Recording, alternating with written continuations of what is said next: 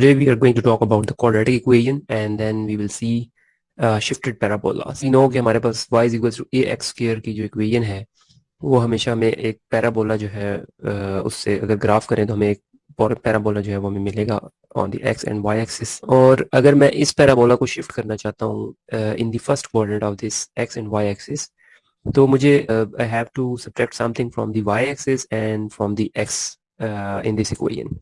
तो इससे मेरा जो पैराबोला है वो शिफ्ट हो जाएगा और फर्स्ट क्वाड्रेंट के अंदर यहाँ पे आ जाएगा at new vertex point h comma k. और यहाँ पे मुझे नजर आ रहा है कि ये जो x minus H whole square है, I can expand this by applying the formula a minus B whole square. तो अगर मैं वो फॉर्मूला खोलता हूँ तो मेरे पास X square minus two X X plus H square हो जाएगा। और अगर मैं a जो है वो सबसे मल्टीप्लाई कर दूँ तो मेरे पास ये इक्वेशन आ जाएगी।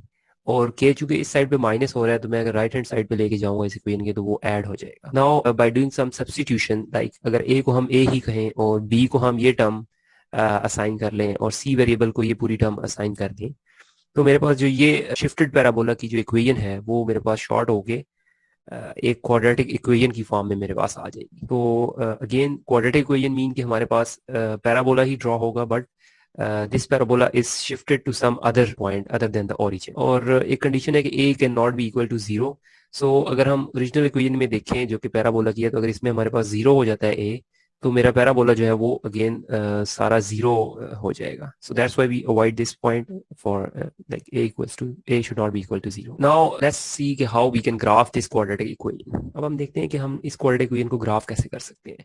तो हमेशा quadratic equation के अंदर हमारे पास x स्क्वायर की टर्म होगी एंड देन x पावर 1 की टर्म होगी और x पावर 0 की टर्म होगी। तो ऐसी इक्वेशंस जिनमें x स्क्वायर x और x पावर 0 होगी तो हम इस इक्वेशन को कहते हैं कि ये हमारे पास क्वाड्रेटिक इक्वेशन। और चूंकि हमने ये इक्वेशन पैराबोला से की इक्वेशन से ड्रॉ की है तो दैट मींस के इस इक्वेशन से हमारा जो ग्राफ होगा वो पैराबोला ही ग्राफ होगा।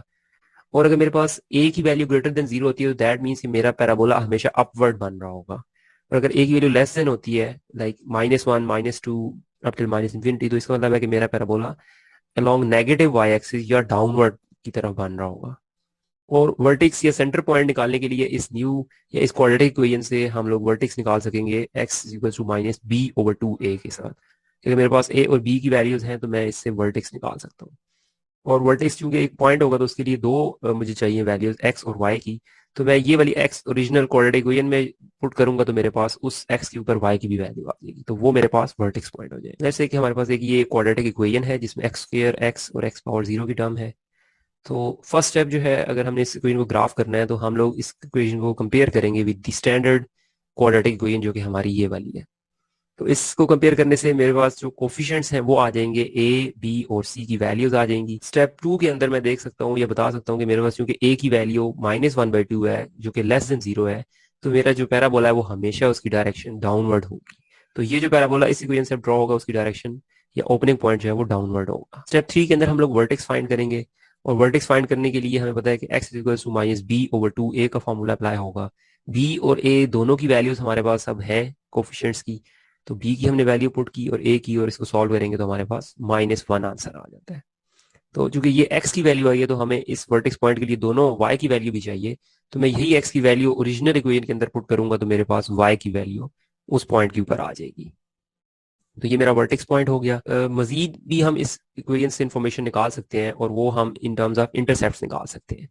मैं x और y इंटरसेप्ट फाइंड करूंगा, तो x इंटरसेप्ट फाइंड करने के लिए हमेशा हम लोग y को 0 कर देते हैं ओरिजिनल इक्वेशन के अंदर। तो y को जब 0 करूंगा तो मेरे पास इस इक्वेशन को मैं सॉल्व करूंगा, इसमें जो कि 2 डिवाइड हो रहा है तो मैं मल्टीप्लाई कर लूंगा तमाम इक्वेशन के साथ और इस इक्वेशन की मैं फैक्टर बना दूंगा। तो मेरे पास फैक्टर की फॉर्म में ये दो फैक्टर्स बनेंगे। तो ये मेरे पास x इंटरसेप्ट जो है वो आ गए हैं। सिमिलरली y इंटरसेप्ट निकालने के लिए मैं x को इस पूरी इक्वेशन में 0 करूंगा और y की वैल्यू फाइंड कर लूंगा। तो अगर मैं इस इक्वेशन में x को 0 पुट करूं तो मेरे पास y की वैल्यू 4 आ जाती है, तो वो मेरे पास y इंटरसेप्ट हो जाएगा। तो अब हमारे पास ये सारी इंफॉर्मेशन आ गई है, तो हम अब इस इक्वेशन को ग्राफ करने की कोशिश करते हैं। ये इसका ग्राफ है, तो ये किस तरह से हो रहा है। तो सबसे पहले हमें चूंकि वर्टेक्स पॉइंट पता चल गया वो -1, 4.5 है, तो -1 x और y एक्सिस के ऊपर मैं -1 और 4.5 जो पॉइंट है वो मैं यहाँ पे लेबल करूंगा, जो कि ये पॉइंट है मेरे पास।